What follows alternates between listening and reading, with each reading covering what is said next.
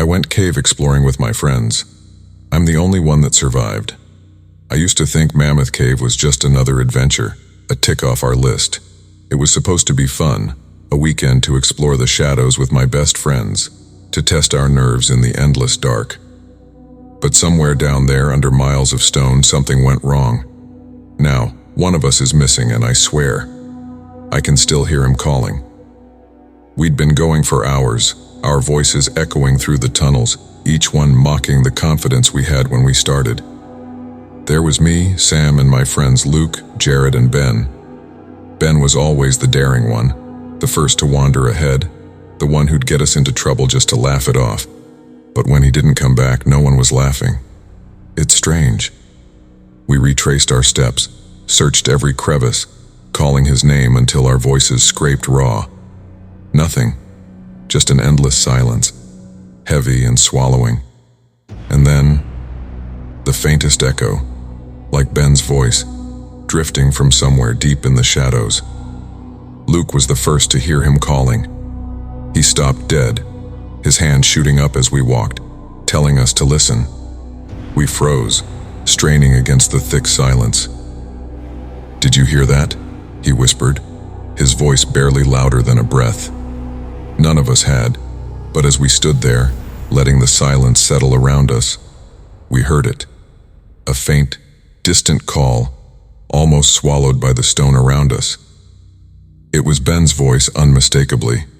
He was calling out, the sound barely reaching us but bouncing off the cave walls in strange, warped echoes. The direction was wrong, though. The call wasn't coming from where we'd last seen him. It was coming from one of the tunnels we hadn't even traveled down. But maybe somehow the paths were connected. It wasn't impossible for cave tunnels to intersect. We were probably about 2 miles down at this point, so deep that the silence felt alive, closing in around us. The chill in the air seeped into our bones, and every breath echoed back like a reminder of how far we'd come.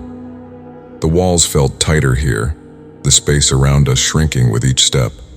Our lights cast shaky beams on the rough stone, cutting through just enough darkness to keep us moving. We'd packed extra batteries, sure, but even with the supplies, an uneasy feeling twisted in my gut.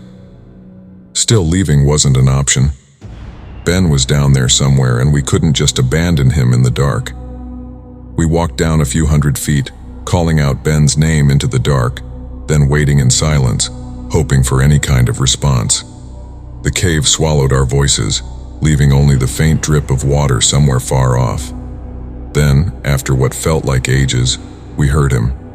It came from behind us. "What the fuck?" Luke whispered, his voice tight and shaky, eyes darting back toward the path we'd just covered. Jared, louder than any of us, shouted back, "All right, Ben, you can stop messing with us now, man. This isn't funny, bro." I wanted to believe it, that Ben was just messing with us, hiding in some shadowed nook and waiting to jump out. But as I stared into the empty tunnel behind us, a chill crept over me. I couldn't shake the feeling that somehow, it wasn't really Ben. We backtracked, our lights slicing through the shadows as we searched every inch of the area. We moved slowly, scouring every nook, every crack in the walls, but there wasn't a single trace of Ben. Not a footprint, not even a scuff mark. He was just gone. Eventually, we returned to the central cavern, slumping down on the cold stone to catch our breath and regroup. I told the others what had been gnawing at me, the dread curling around my thoughts, but Luke was quick to brush it off.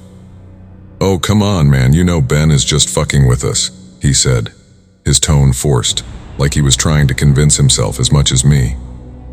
"Well, how did he end up back here then when he was down there before?"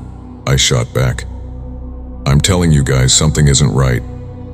Before anyone could answer, Ben's voice echoed again, faint but unmistakable. This time it came from the tunnel we'd seen him go down first. "Come on, guys. This way." His voice drifted down the rocky corridors, a lazy drawl that somehow felt wrong.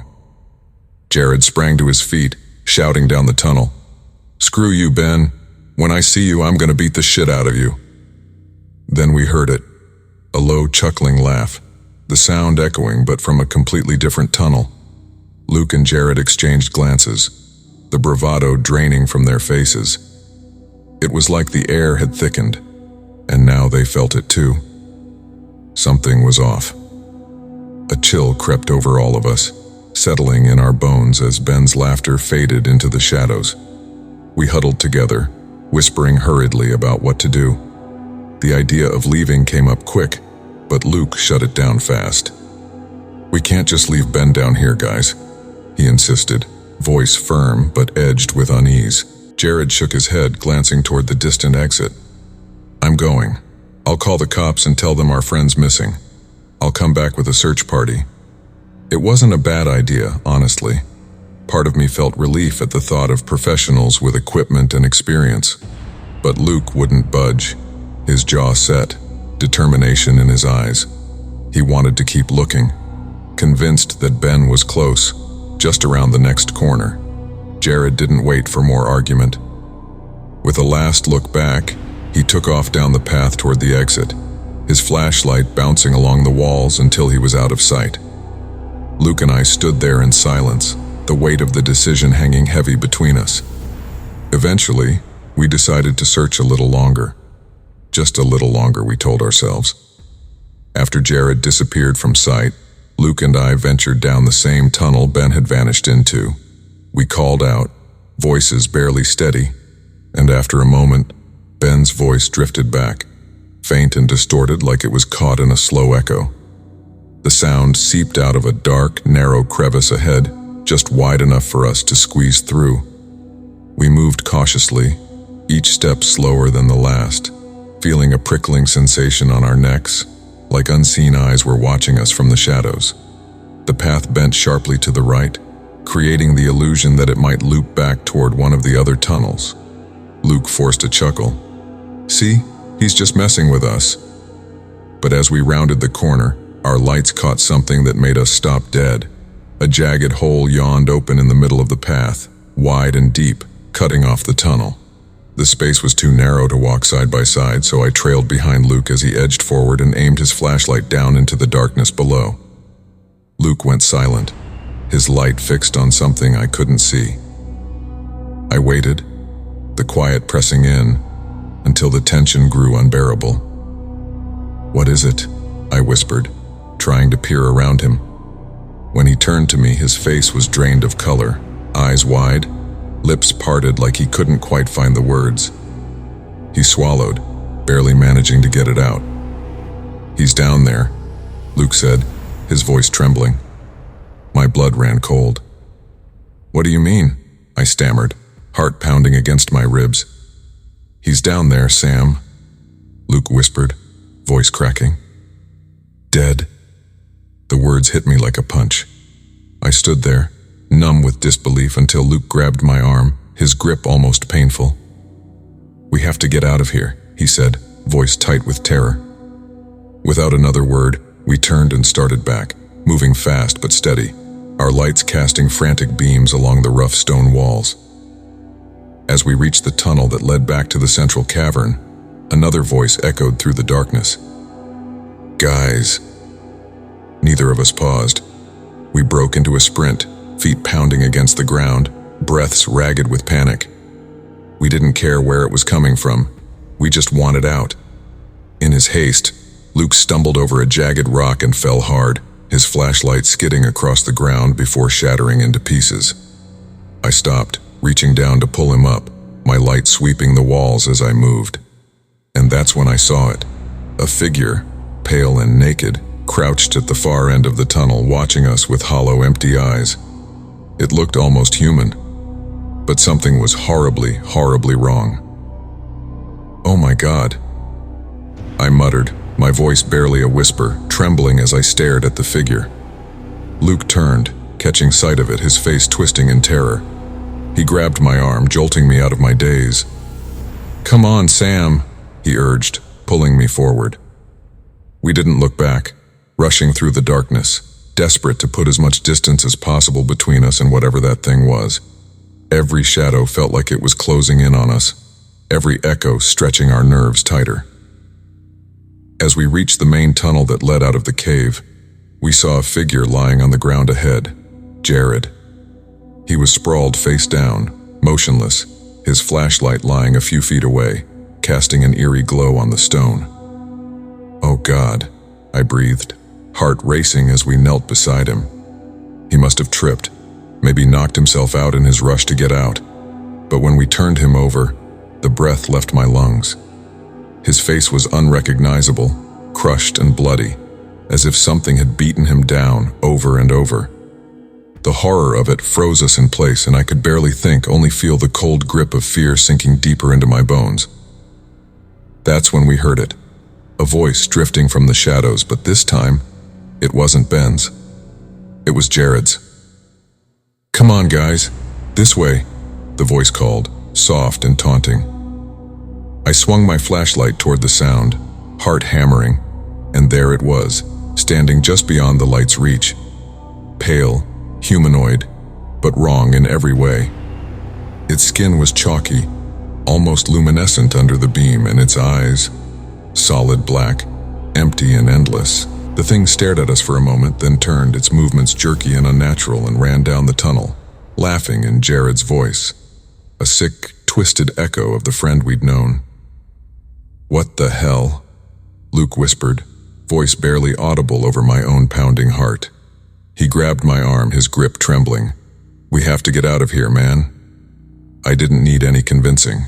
We bolted, feet slamming against the stone, the darkness stretching ahead of us like a maw, ready to swallow us whole. As we ran, the creature's footsteps echoed close behind, its pace relentless. My heart pounded, my breaths coming in ragged gasps as we pushed forward. Suddenly, Luke stumbled and fell, hitting the ground hard. I skidded to a stop, spinning around, and that's when I saw it. The creature had caught up to him, gripping his leg and starting to drag him back into the shadows. Luke clawed at the ground, his face contorted in terror.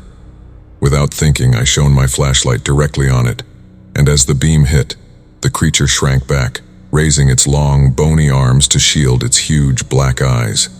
It couldn't stand the light, that much was clear. I stepped toward Luke, light fixed on the creature as it hissed and retreated, slipping back into the pitch-black depths of the cave. We backed away slowly, both of us trembling, the silence around us settling like a heavy weight. We kept moving, trying to keep our steps steady, though every nerve in our bodies screamed to run. Luke fumbled in his bag, pulling out his spare flashlight, and now with both beams cutting through the shadows, we scanned every crevice, every dark corner around us. The creature was silent now, but its presence clung to us, a feeling so thick it was hard to breathe. We both knew it was still near, lurking just out of sight, watching and waiting. Minutes stretched on, each one more suffocating than the last. But then, just as panic threatened to take over, we saw it. The cave entrance, a sliver of remaining daylight spilling in, piercing through the darkness like a lifeline. It was so close, a beacon of hope after the nightmare that had nearly swallowed us whole. We made it, or at least we thought we did. Step by step, we edged closer to the exit, the sunlight drawing us in, so close I could almost feel its warmth. But just as we reached the final stretch, the creature dropped down from above, a blur of pale skin and black eyes, crashing into Luke and sending him sprawling to the ground. I whipped around, frantically aiming my light, but it was too late. In an instant, the creature pinned him down, smashing his head against the stone with brutal force. Paralyzed for a split second, my mind screamed at me to act, to do something. But instinct took over. I turned and ran, abandoning Luke's final muffled cries, leaving my friend behind. Tears streamed down my face, blurring my vision as I pushed myself forward, barely seeing the light ahead. When I finally burst out of the cave into the fading daylight, I collapsed to the ground, gasping for air, chest heaving, and the weight of loss crashing over me. The tears came hard, unstoppable, as I lay there, shattered, knowing I was the only one who'd made it out. As I forced myself to stand, steadying my breath, I heard it, Luke's voice, faint and choked with fear, calling out from the depths of the cave. "Sam, please, help me."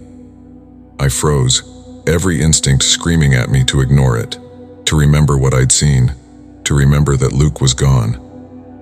But hearing his voice, broken and desperate, twisted my insides. The guilt clawed at me, sharper than any fear. I had left him. I had abandoned him. Zarina twisted my insides. The guilt clawed at me, sharper than any fear. I had left him. I had abandoned him. The pleading continued, soft but relentless, each word pulling at the frayed edges of my sanity. Some part of me wanted to turn back, to run into the dark, convinced he was waiting, that I could still save him. But another part, a colder, darker part, knew the truth. It wasn't Luke. It was the creature, mimicking his voice, sinking its claws into the last threads of hope I had left. And yet, what if, somehow, it really was him? The thought tore at me, leaving me stranded there, helpless and shattered, unable to move forward or look back. Finally, I forced myself to turn away from the cave, each step heavier than the last. I had to leave. I had to get out and tell someone what had happened, no matter how impossible it all seemed.